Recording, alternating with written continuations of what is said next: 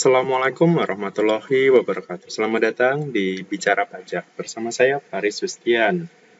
Kali ini kita akan membahas tentang aplikasi terbaru dari DJP, yakni namanya adalah M-Pajak. Ini aplikasi berbasis mobile, jadi kita harus download dulu di Play Store. Sementara ini hanya ada di Play Store, jadi belum ada tersedia di App Store atau pengguna iPhone. Nah, seperti apa menu-menunya dan bagaimana cara untuk registrasinya atau membuka aplikasi ini. Jadi silakan disimak tutorialnya berikut ini. Baik. Yang pertama, apa sih sebenarnya M-Pajak ini? Jadi DJP, Direktorat Jenderal Pajak, meluncurkan aplikasi bernama M-Pajak sebagai versi mobile dari situs web pajak.go.id pada Jumat 4 Juni 2021 kemarin. Dengan M-Pajak ini, wajib pajak akan mendapatkan layanan yang lebih personal, mudah, dan cepat. Nah, kemudian setelah itu, aplikasi M-Pajak ini menjadi salah satu program digitalisasi layanan yang dikembangkan oleh DJP. Seperti ketahui bahwa tahun 2019 kemarin, DJP memperkenalkan inisiatif namanya 3C, yakni Click, Call, Counter, yang membagi jenis layanan DJP kepada wajib pajak. Jadi klik itu artinya kita layanannya dari situs www.pajak.go.id, kemudian call itu artinya kita ke telepon ke kering pajak, kemudian counter itu artinya kita datang langsung ke KPP. Jadi klik dulu, kemudian call, baru kemudian counter. Jadi 3 layanan itu untuk istilahnya sebagai layanan masa depan nanti di DJP. Nah, setelah kita tahu latar belakangnya tadi, M-Pajak tadi ya, langkah pertama tentu saja kita buka Play Store kita. Jadi sementara ini memang tersedianya di Play Store, belum ada di App Store atau di aplikasi yang lainnya ya, hanya ada di Play Store saja. Nah, setelah kita buka Play Store-nya, silakan ketik di keyword-nya itu M-Pajak gitu. Dan yang akan muncul nanti akan banyak aplikasi-aplikasi pajak gitu. Saya sendiri mungkin sedikit saran mungkin namanya bukan M-Pajak ya, tapi mungkin kayak DJP Mobile atau apa. Jadi biar bisa semacam pembeda gitu antara aplikasi dari DJP maupun dari luar gitu. Karena di Play Store itu banyak banget aplikasi-aplikasi yang namanya pajak gitu. Di sini ada banyak banget, ada online pajak, ada e-filing pajak dan seterusnya gitu. Ini bisa jadi ya bukan dari DJP ya, tapi dari pihak ketiga semuanya. Nah, jadi yang harus dipastikan adalah M-Pajak ini pengembangnya dari DJP, dari Direktorat Jenderal Pajak. Nah, setelah kita masukkan M-Pajak tadi, kita masukkan keyword-nya, pastikan di sini tadi pengembangnya itu dari Direktorat Jenderal Pajak gitu. Jadi ada namanya M-Pajak, kemudian dari DJP. Walaupun ada banyak ya aplikasi-aplikasi yang disediakan oleh KPP bahkan gitu, oleh kantor pajak sendiri, tapi itu bukanlah aplikasi resmi yang dari DJP, itu hanya sebagai aplikasi tambahan saja dari KPP. Nah, setelah Anda download aplikasinya, M-Pajak ini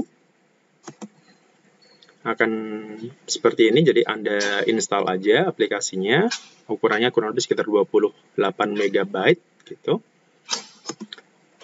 Setelah Anda install, tampilan pertamanya akan seperti ini. Jadi ya ada logo DJP, makanya kenapa nggak namanya mungkin nanti DJP Mobile atau apa gitu. Mungkin Anda akan ada branding tersendiri ya gitu mengenai DJP ini. Karena ya untuk organisasi sebesar DJP, saya kira harus ada namanya program mobilenya atau aplikasi mobilenya, karena ya perusahaan-perusahaan besar, BUMN atau bahkan instansi pemerintah lain itu sudah terlebih dahulu ada gitu, kayak bank, kemudian KAI, kemudian BUMN yang lain, BPJS dan sebagainya, itu semuanya sudah ada mobilenya. Jadi mungkin DJP agak tertinggal bahkan gitu, tapi ya semoga setelah ini ya M-Pajak ini akan selalu diperbarui, akan diupdate, akan selalu ditambah fiturnya. Nah, ini hanyalah salah satu layanan yang dari DJP tadi, yang dari klik tadi. Jadi kan ada klik, call, counter. Nah, M-Pajak ini salah satu layanan berbasis tadi ya, klik tadi ya. Karena ini memindahkan beberapa layanan yang ada di situs pajak dipindahkan ke aplikasi. Kedepannya tadi ya, mungkin semoga ada ditambah juga ada pelaporan, ada penyetoran, ada video tutorial dan sebagainya. Gitu. Jadi ini untuk meningkatkan kepatuhan pajak khususnya. Oke, langsung aja di sini pada saat kita pertama kali menginstall akan ada semacam pemberitahuan fitur-fitur apa saja yang bisa digunakan. Misalkan tadi ya, memudahkan pembayaran pajak, memudahkan akses informasi tentang pajak, kemudian menemukan KPP terdekat. Nah, ini juga lumayan banget nih fitur ini gitu, karena lumayan, misalkan sebenarnya kita mau lapor tapi kita nggak tahu nih alamat pajak terdekat di mana. Nah, ini kita bisa cari di sini. Jadi silakan aja kita klik mulai untuk menjalankan aplikasinya. Kemudian di samping itu akan ada permohonan izin untuk mengakses lokasi perangkat. Kenapa? Karena ini untuk tadi ya, melihat kira-kira device kita ini letaknya dengan KPP terdekat berapa meter misalkan. Gitu. Jadi untuk mencari tahu letak kantor pajak terdekat di mana. Makanya ini harus, akses lokasi ini harus bisa diizinkan gitu. Karena kalau enggak ya kita nggak akan tahu device ini dengan KPP terdekat itu berapa. Seperti itu. Jadi hanya ini aja akses yang diminta. Jadi tidak ada akses yang lainnya. Jadi hanya mengakses lokasi perangkat saja. Berikutnya tadi ya, setelah kita mengaksesnya, maka nanti akan ketahuan di KPP terdekat di mana gitu. Jadi ada alamatnya, ada berapa kilo dengan device kita. Seperti ini. Berikutnya, selain letak KPP terdekat, itu juga kita bisa masuk ke menu di sini. Jadi ada menu, kemudian di situ ada login ke aplikasi. Jadi silakan klik masuk di sini.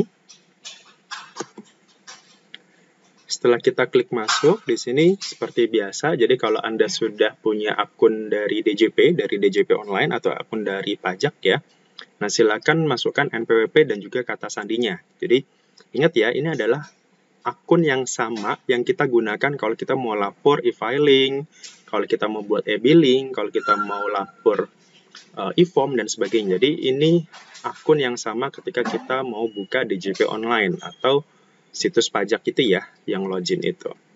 Nah, bagaimana kalau belum terdaftar? Nah, silakan klik daftar baru atau daftar di sini yang di bawah itu.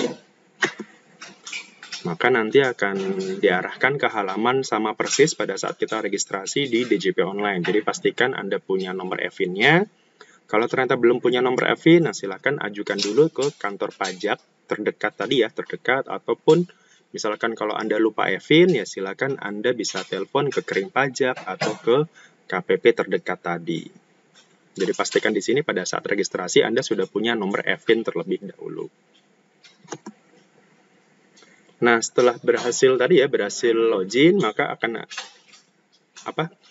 perintah selanjutnya adalah memasukkan kode verifikasi. Nah, di sini kode verifikasi akan dikirim ke alamat email kita yang terdaftar di DJP ya. Jadi pastikan kita tahu emailnya itu yang kita daftarkan itu kemana gitu. Jadi kalau kita lupa ya kita harus registrasi terlebih dahulu. Kira-kira alamat yang kita gunakan di DJP alamat email yang mana gitu. Jadi di sini tinggal kita klik verifikasi aja. Tapi kalau misalkan ternyata mungkin kode verifikasinya belum terkirim atau gagal, silakan kirim ulang kode verifikasi. Setelah itu, silakan setelah kirim kode verifikasi tadi, kita cek di email kita apakah ada email masuk dari pajak.go.id. Subjeknya kode verifikasi DJP. Nah, di sini ada 4 digit kode verifikasi. Nah, kita copy saja kode itu. Kemudian setelah kita copy, kita masukkan lagi ke yang tadi ya, yang aplikasi M-Pajak tadi. Kemudian kita input saja kode 4 digit tadi. Setelah berhasil, silakan klik tombol verifikasi. Jadi di sini ada 4 digit kode verifikasi. Nah, setelah berhasil, maka tampilannya akan seperti ini. Maka selamat datang di akun M-Pajak kita. Gitu. Jadi di sini ada Hai Faris Sustian, kemudian Untuk menu yang tersedia sekarang ini masih sangat sedikit ya, baru untuk pembuatan kode billing saja, kemudian tadi alamat terdekat, kemudian ada tenggat waktu. Tenggat waktu ini untuk melihat di sini adalah untuk melihat kira-kira tenggat waktu batas akhir pelaporan ataupun penyetoran kita di tanggal berapa. Misalkan contohnya di sini untuk masa Mei berarti penyetoran PPh output-nya pasal 21, 22, 23 itu tanggal 10 Juni. Kalau kita setor sendiri berarti tanggal 15 Juni. Kemudian kalau pelaporan SPT masa itu tanggal 20 harusnya, tapi karena tanggal 20-nya itu bertepatan dengan hari libur, maka dia mundur ke tanggal 21. Kemudian tanggal 30 ini adalah akhir bulan untuk melaporkan SPT masa PPN. Jadi ini sebagai istilahnya ya pengingat saja, reminder saja bahwa ini loh kewajiban-kewajiban pajak yang mungkin harus Anda lakukan terkait penyetoran ataupun pelaporan SPT masa. Jadi lumayan penting juga nih punya tenggat waktu ini. Nah, selain itu kita juga bisa cek di menu profil saya, kalau kita geser ke kanan, di situ ada menu profil saya. Nah, di menu profil ini akan tampil ya profil NPWP saya, NPWP elektronik saya. Di sini ada nama, alamat, kemudian nomor NPWP saya. Nah, ini lumayan membantu kita ya kalau misalkan butuh cepet nih, kira-kira aduh nomor NPWP saya berapa ya. Nah, silakan Anda masukkan ke M-Pajak tadi. Berikutnya, ini mungkin yang fitur atau menu yang mungkin sangat membantu kita gitu terkait dengan pembuatan kode billing pajak ya. Karena kita tahu untuk penyetoran sendiri, penyetoran pajak itu harus membuat kode billing terlebih dahulu. Nah, saat ini sudah bisa nih buat kode billing menggunakan smartphone ini, menggunakan M-Pajak ini. Caranya dengan di bawah itu ada menu e-billing. Nah, silakan Anda klik e-billing di sini. Kemudian untuk petunjuknya, untuk petunjuk pengisiannya, sebenarnya Anda bisa klik yang ikon yang pojok kanan atas itu, yang ada ikon tanda tanyanya. Nah, di sini Anda bisa lihat dulu petunjuk pengisiannya. Kalau misalkan Anda mau cari tahu ya, kira-kira seperti apa sih pengisiannya. Tapi saya yakin ini Anda sangat memahami lah untuk membuat kode billing ini. Kalau sudah terbiasa buat kode billing, saya yakin Anda sangat mudah untuk memahaminya.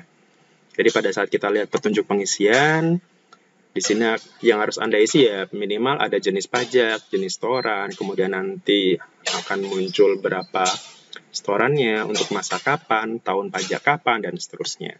Seperti ini nanti akan muncul kode billingnya beserta masa aktif kode billing. Kemudian Anda bisa download atau bisa copy kode billing tersebut. Gitu. Jadi kurang lebih seperti ini untuk petunjuk pengisiannya. Nah, tadi setelah kita cek petunjuk pengisian, tinggal kita isi aja. Misalkan kita mau buat kode billing untuk PPh final, pajak UMKM yang 0,5%, tinggal kita pilih saja. Misalkan di sini PPh-nya final, jenis pajaknya, jenis setorannya tadi ya 420, final UMKM bayar sendiri, masa pajaknya kapan, tahun pajaknya, kemudian jumlah setorannya berapa. Jadi tinggal kita isi saja di sini. Berikutnya silakan buat kode billing. Nah, sekali lagi kalau misalkan ternyata ada kesalahan ya, misalkan jumlah setorannya salah atau masa pajaknya salah gitu, kalau ada kesalahan dalam pembuatan kode billing ya sudah, tinggal kita buat kode billing yang baru aja. Jadi nggak usah dibayarkan dulu, cukup kita langsung buat kode billing yang baru. Jadi nggak ada masalah kalau kita buat kode billing yang baru. Kemudian jangan lupa tanggung jawab isian kode billing itu tertera atau yang ada tercantum NPWP di situ. Jadi pastikan ketika Anda buat kode billing, pastikan memang NPWP-nya benar, tidak menggunakan NPWP orang lain. Jadi kita buat kode billingnya, maka kurang lebih seperti ini tampilannya, kode billingnya. Nah, ini masa aktifnya adalah 30 hari kode billing itu sejak kode ini dibuat.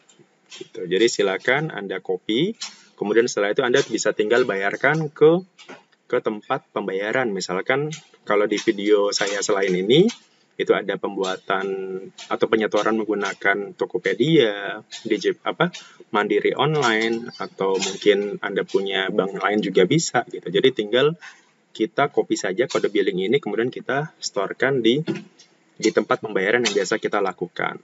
Di bank atau di kantor pos atau di marketplace, semacam Tokopedia juga sudah melayani pembayaran pajak. Demikian sekedar informasi bagi Anda terkait dengan aplikasi M-Pajak ini. Semoga ini bisa berguna bagi Anda informasi ini. Kemudian paling tidak dengan adanya M-Pajak ini bisa ada tambahan alternatif dalam pembuatan kode billing. Dan semoga aja DJP akan selalu menambahkan fitur-fitur.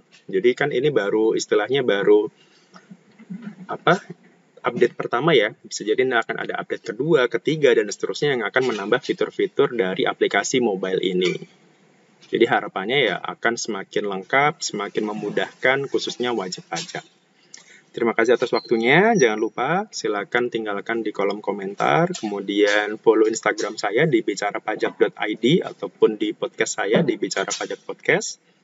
Jangan lupa juga setiap hari Selasa malam itu saya ada live di bicarapajak.id untuk seputar tanya jawab seputar perpajakan. Terima kasih dari saya. Assalamualaikum warahmatullahi wabarakatuh.